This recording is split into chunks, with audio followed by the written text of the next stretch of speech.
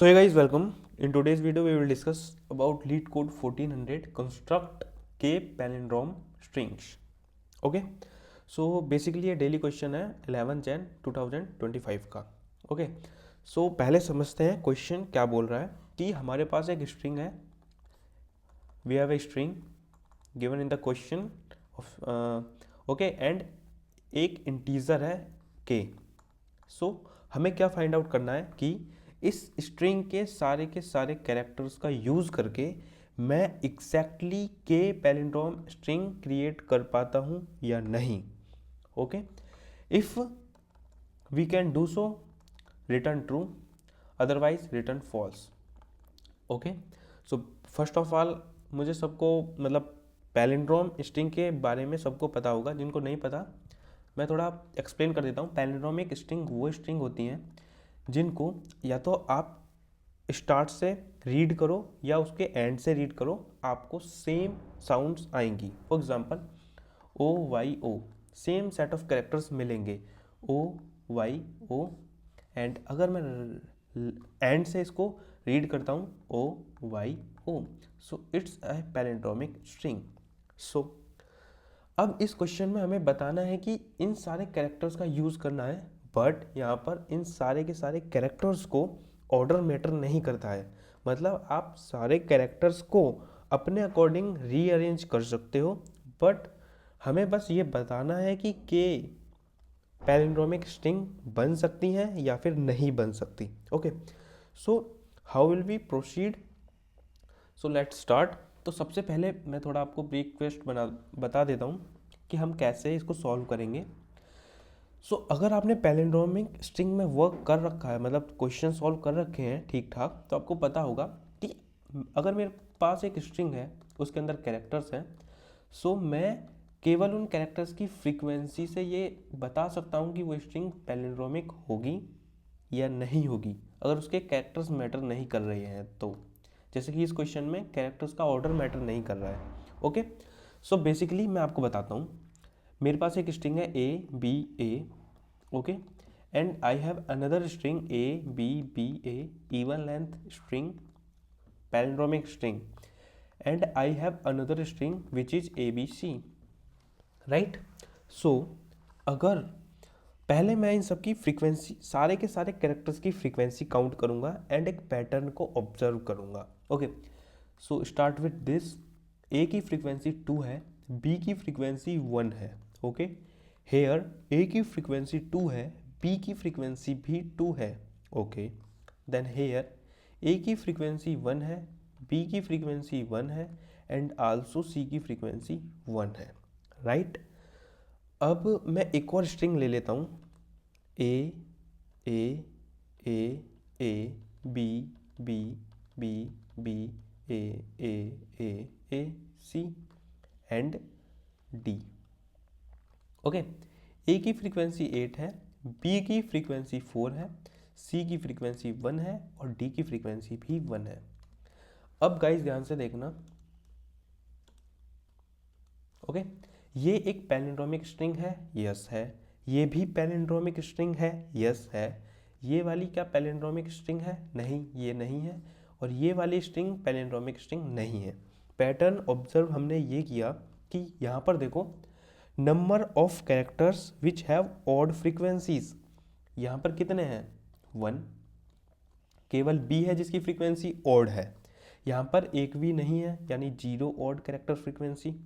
यहाँ पर हमारे पास 3 है, 3 ऐसे कैरेक्टर हैं जिनकी फ्रीक्वेंसी ऑड है. और यहाँ पर 2 ऐसे कैरेक्टर हैं जिनकी फ्रीक्वेंसी ऑड है. राइट. तो हमने पैटर्न ये ऑब्जर्व किया कि जब हमारे कैरेक्टर की, मतलब ऐसे कैरेक्टर जिनकी फ्रीक्वेंसी ऑड है, अगर वो एक भी नहीं है या फिर मैक्स टू मैक्स एक है, तो मेरी स्ट्रिंग पैलिंड्रोमिक होगी.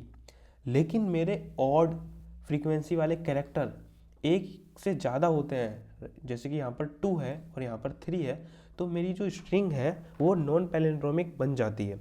अगर मैं यहाँ से डी को हटा दूँ, तो मेरे पास केवल ऑड फ्रीक्वेंसी का एक ही कैरेक्टर आएगा. अगर मैं यहाँ से डी को हटा दूँ तो ये मेरी स्ट्रिंग पैलिंड्रोमिक हो जाएगी. और अगर मैं सी को हटा देता हूँ और मैं डी को रख लेता हूँ, तो यहाँ पर मुझे सी की जगह डी करना होगा और सी को यहाँ से हटा देना होगा, तो भी ये स्ट्रिंग पैलिंड्रोमिक स्ट्रिंग बन जाएगी।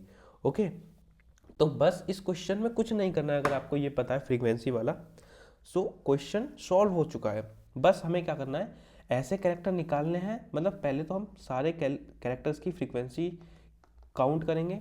Okay, calculate all the frequency, first step calculate the frequency of all character. Okay, and then हम क्या फाइंड करेंगे कि ऑड फ्रीक्वेंसी वाले कितने कैरेक्टर हैं, ऑड फ्रीक्वेंसी वाले कितने कैरेक्टर्स हैं, राइट। अब ध्यान से देखना, देखो मेरे पास ये स्ट्रिंग है, अगर मुझे इससे ये पता लग जाए कि मैं कितनी मिनिमम और कितनी मैक्सिमम पैलिंड्रोमिक स्ट्रिंग इससे बना सकता हूँ, अगर मेरा k इस मिनिमम और मैक्सिमम की रेंज में लाई करता है तो मैं ट्रू रिटर्न कर दूंगा, otherwise I will return false. Okay, so देखो मैक्सिमम का तो हमें पता है, मैक्सिमम का तो मुझे पता चल गया। देखो कोई भी एक कैरेक्टर अगर सिंगल होगा तो वो एक हमेशा पैलिंड्रोमिक स्ट्रिंग होगा, राइट। तो इसमें मैं कितनी मैक्सिमम पैलिंड्रोमिक स्ट्रिंग बना सकता हूँ, मेरे पास जितने कैरेक्टर हैं मैं उतनी पैलिंड्रोमिक स्ट्रिंग्स क्रिएट कर सकता हूँ। फॉर एग्जांपल ABC मेरे पास एक स्ट्रिंग है, तो मैं इसमें कितनी मैक्सिमम पैलिंड्रोमिक स्ट्रिंग क्रिएट कर सकता हूँ, RA B and C, there are 3 maximum palindromic string, okay, that I can create from ABC। तो मैक्सिमम तो मुझे पता लग गया, मतलब मुझे ये पता लग गया कि k is less than size होगा स्ट्रिंग का। अब मुझे k का लोअर बाउंड को कैलकुलेट करना है। सो k के लोअर बाउंड को कैलकुलेट करने के लिए हमें ये पता लगाना होगा कि मिनिमम कितनी पैलिंड्रोमिक स्ट्रिंग मैं क्रिएट कर सकता हूँ। अब इस ऑब्जर्वेशन से, यहाँ के ऑब्जर्वेशन से मुझे ये पता लगा कि आपकी एक वैलिड पैलिंड्रोमिक स्ट्रिंग के लिए फॉर 1 वैलिड पैलिंड्रोमिक स्ट्रिंग मेरे ऑड फ्रीक्वेंसी कैरेक्टर कितना हो सकता है, मैक्स टू मैक्स 1, ये हो सकता है मैक्स। ओके, सो अब मैं कैलकुलेट करूंगा, अब हमें क्या कैलकुलेट करना है, जैसे कितने कैरेक्टर हैं ऑड फ्रीक्वेंसी के, तो जितने भी कैरेक्टर हैं जिनकी फ्रीक्वेंसी ऑड है वो सारे के सारे एक वैलिड पैलिंड्रोम के सेंटर होंगे। ओके, सो मैं कह सकता हूँ इस प्रॉपर्टी के या फिर इस बिहेवियर के अकॉर्डिंग कि मेरी minimum number of palindromic string वो कितनी होंगी, वो होगा number of odd characters, odd frequency characters. कैसे, देखो एक वैलिड पैलिंड्रोमिक स्ट्रिंग के अंदर मैक्स टू मैक्स मेरा एक ही ऑड कैरेक्टर हो सकता है। ठीक है, हम लोअर बाउंड ढूंढ रहे हैं, लोअर बाउंड मतलब मान लो अगर एक भी ऑड कैरेक्टर नहीं है तो कोई भी दिक्कत नहीं है। ओके, लेकिन मैं ढूंढ रहा हूँ अगर मेरे पास ऑड कैरेक्टर्स हैं, तो फॉर एग्जांपल मेरे पास 2 ऑड कैरेक्टर हैं, तो मैं मिनिमम 2 स्ट्रिंग तो मुझे बनानी ही पड़ेंगी पैलिंड्रोम। ओके, एग्जांपल के समझते हैं। For example A B C and D। Okay, right, ये मेरे पास एक स्ट्रिंग है। ठीक है, मैं इसकी कितनी मिनिमम पैलिंड्रोमिक स्ट्रिंग बना सकता हूँ, देखते हैं। A की फ्रीक्वेंसी 1 है, ऑड है। B की फ्रीक्वेंसी 2 है, इवन है। C की फ्रीक्वेंसी 3 है, ऑड है। एंड D की फ्रीक्वेंसी 2 है, इवन है। ठीक है, सो मेरे पास 2 ऐसे कैरेक्टर हैं डिफरेंट जो ऑड फ्रीक्वेंसी के हैं, राइट। अब ध्यान से देखना, मैं मिनिमम से मिनिमम मुझे 2 पैलिंड्रोमिक स्ट्रिंग मैं क्रिएट कर सकता हूँ। कैसे, देखो यहाँ से कि आपकी A है, A पहले मैं A ले लूँगा सेंटर, क्योंकि जितनी भी आपका ऑड होगा ना, ऑड कैरेक्टर, उसे आपको सेंटर में ही रखना होगा। सो A, उसके अराउंड में B, मैं मिनिमम की बात कर रहा हूँ, D, और यहाँ पर C अगर मैंने यहाँ पर यूज़ कर लिया तो मेरी एक पैलिंड्रोमिक स्ट्रिंग हो गई। बट अभी मेरे पास यहाँ पर एक एक्स्ट्रा C बचा हुआ है, क्योंकि मैंने यहाँ पर केवल 2C को यूज़ किया है और यहाँ पर मेरे पास 3C गिवन है। Okay, So what we have to do, I have to create another palindromic string. So मुझे मिनिमम 2 पैलिंड्रोमिक स्ट्रिंग तो क्रिएट करनी पड़ेगी. सो k का हमें अब रेंज मिल गई. k क्या होगा, k less than equals to size होगा आपके स्ट्रिंग का और greater than equals to number of odd frequency characters. Odd freq character, क्योंकि जितने सेंटर होंगे उतनी ही मिनिमम पैलिंड्रोमिक स्ट्रिंग में क्रिएट कर सकता हूँ. यहाँ पर इवन कैरेक्टर वाला कोई भी प्रॉब्लम क्रिएट नहीं करेगा. For example B B B B ये कैरेक्टर हैं, सब में इवन है, तो मैं एक ही पैलिंड्रोमिक स्ट्रिंग में सारे के सारे इवन कैरेक्टर्स को मर्ज कर सकता हूँ. लेकिन मैं एक ही पैलिंड्रोमिक स्ट्रिंग के अंदर ऑड कैरेक्टर्स को मर्ज नहीं कर सकता. ओके, सो अब इसका हम कोड देख लेते हैं. तो मैं इस कोड को रीसेट कर रहा हूँ एंड हम दोबारा कोड करेंगे. सबसे पहला काम मेरा क्या था, फ्रीक्वेंसीज काउंट करना. सो मैं एक अरे बनाऊंगा vector of int like counter, जिसका साइज होगा 26 for every characters because all the characters और स्मॉल हेयर. सो इनिशियलाइज कर दूंगा 0 से, सबकी फ्रीक्वेंसी इनिशियली 0, राइट. अब loop for s, okay, counter of c minus a plus plus. What will this loop do is हर एक जो भी एक कैरेक्टर होगा, ईच एंड एवरी कैरेक्टर्स पर हम आइट्रेट करेंगे एंड उसकी frequency c minus a. For example c की एक्सकाई वैल्यू जो भी होगी कैरेक्टर, मतलब c एक कैरेक्टर है. ओके, तो एस्काई टेबल में जो कैरेक्टर्स होते हैं ना वो सीक्वेंस में अरेंज होते हैं. लाइक ए होगा सबसे पहले, देन बी होगा, देन सी होगा.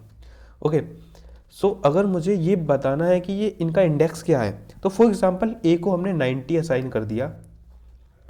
ओके, तो बी को क्या असाइन हुआ होगा एस्काई टेबल में 91 एंड सी को क्या असाइन हुआ होगा 92.